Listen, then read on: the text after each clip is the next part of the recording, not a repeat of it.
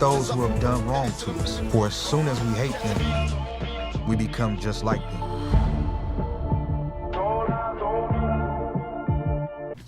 Hey guys, it's half of Jacob City Bros here. Just want to give you a quick little, not really quick, but a breakdown of the new Tupac All Eyez on Me trailer that just dropped this week. In the beginning of the trailer, right, it gives you somebody who's talking. Some guys like, without further ado, I want to bring out the man of the hour, Mr. Tupac Shakur. Tupac in the house. Please welcome Tupac Shakur. Tupac Shakur. Please welcome acclaimed rap artist and Grammy nominee, Tupac. I like this intro because I feel like it shows not only like the importance of having like an identity as a rapper, but also like his name was like real unique. So I think that this one specifically like shows like a grand entrance, you know what I mean? You must stand for something. You must live for something. You know, my mama used to tell me, if you can't find something to live for, then you best find something to die for. In the beginning, you see Jamie Hector playing Mutulu Shakur. He's giving that great speech that Tupac cited. As the scene keeps going though, you notice it looks like a young Tupac. He listened to the meetings, he was at all meetings, you know, he was hanging. He was a part of that struggle as a young child. In 1981, when the Depression was intensified, and him and the family, etc., had to go and run from the FBI, and the FBI would go into their schools and intimidate them and try to find out where I was at, where his aunt was at, where Sada was at. Most children don't know that. Oh, I mean, he was just as bored as me. He playing with the kids, but every once in a while, you said, you know, as a kid, short attention span, there might be, 10, 15 seconds, and then we off. You know, it's like, it was too much for us to fully understand, but it sticks with you over time. You recall certain things and certain... Your mama told me y'all been going through some things. Sometimes people need to step outside of who they are.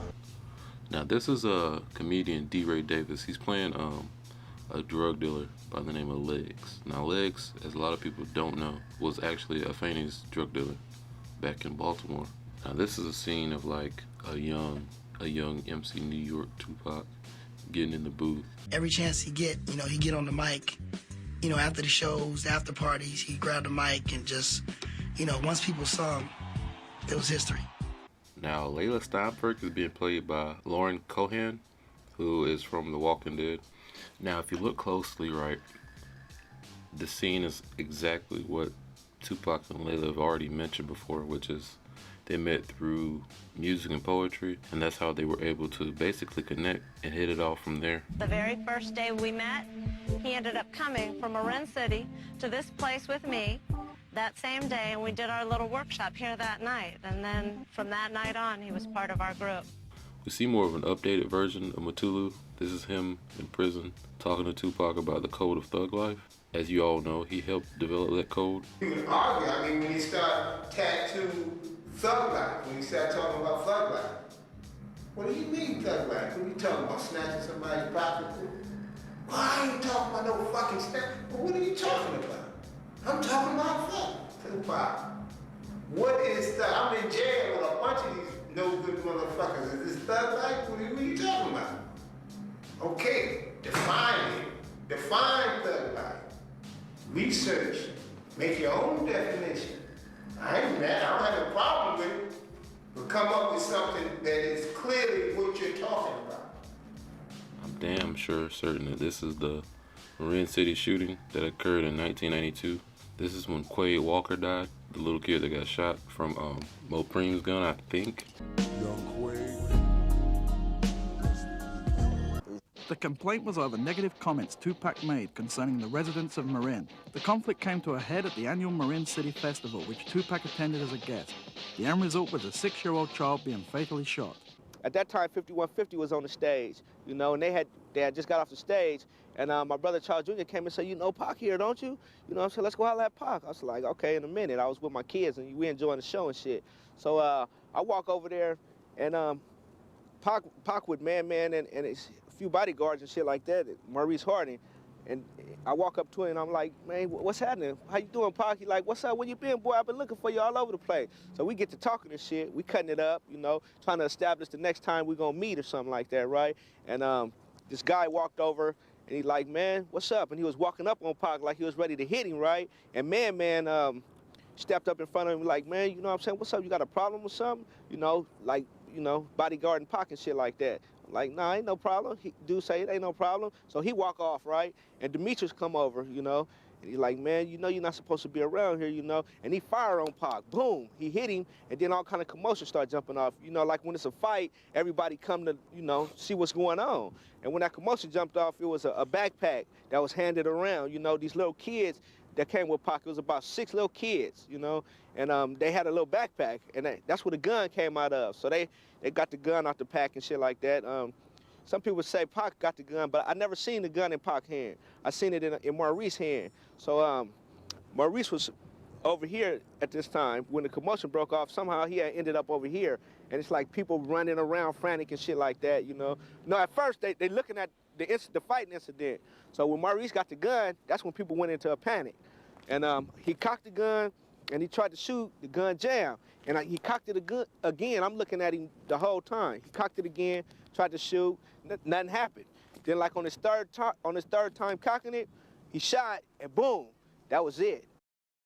My only qualm from this scene, the only issue that I have really, is you got one of the outlaws playing themselves.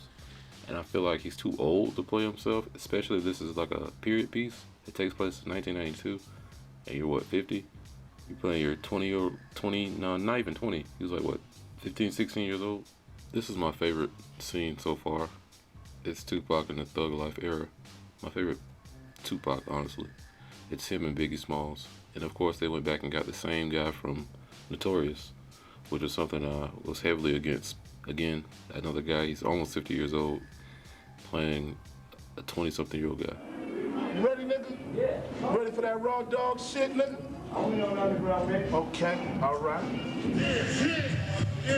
Thug life, motherfucker! Thug life in the motherfucking house. Yeah. Ain't no party cause the thug life party don't stop. Come on. Ain't no party like a thug life party cause the thug life party don't stop. What the people say? Ain't no party like a thug life party cause the thug life party don't stop. Yeah. I love your music, Tupac. You paint a picture for the listener.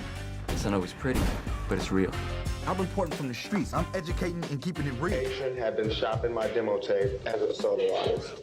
Then all of a sudden, Interscope got in touch with us, and I was told that Ted Fields, this millionaire, multi-millionaire, his daughter had heard my demo, and she liked it. So he was like, that's how I picked you.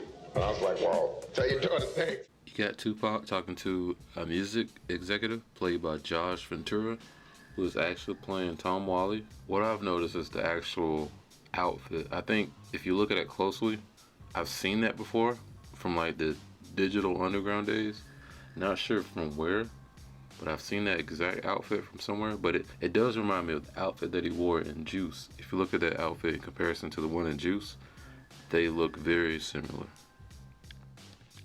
Of course, this is the scene when Tupac goes to prison after being convicted of a molestation charge, and then he's being interviewed by what I think is played by Hill Harper, but I think he's playing Kevin Powell.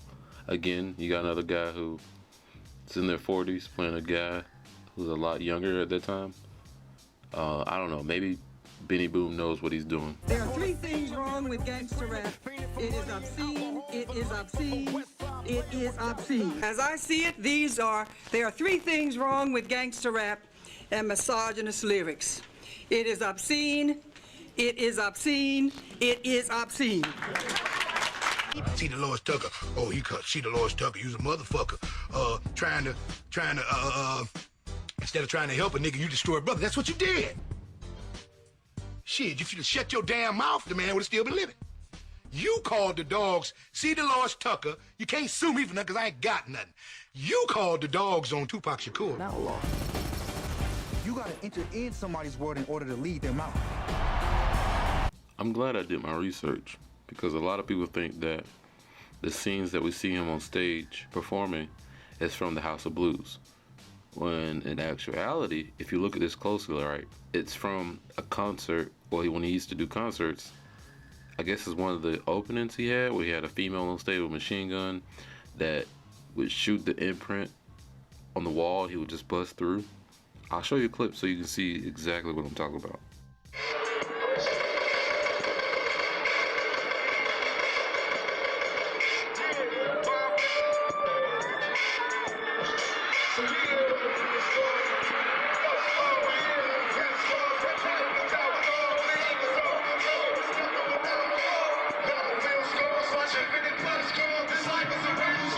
A lot of people are born males, but they're not men.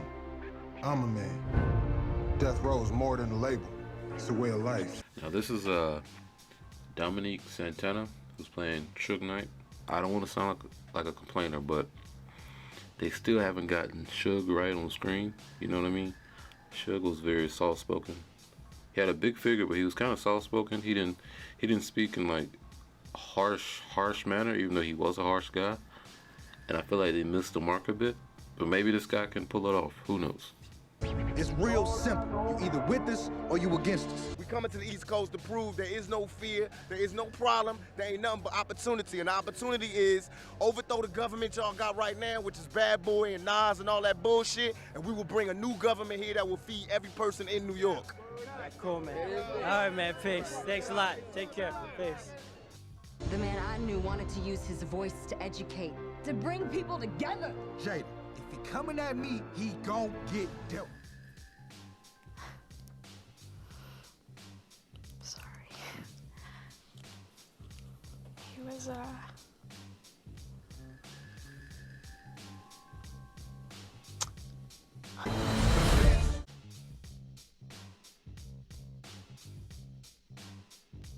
Why the cameras all on me? Why me? Because I'm Tupac. Why is the cameras all on me? And in the report, in all these charges, I didn't do nothing. I'm charged with being in concert with some guys. Well, where they at? Why me? Because I'm Tupac. No, I'm not angry at them. I'm angry at the system.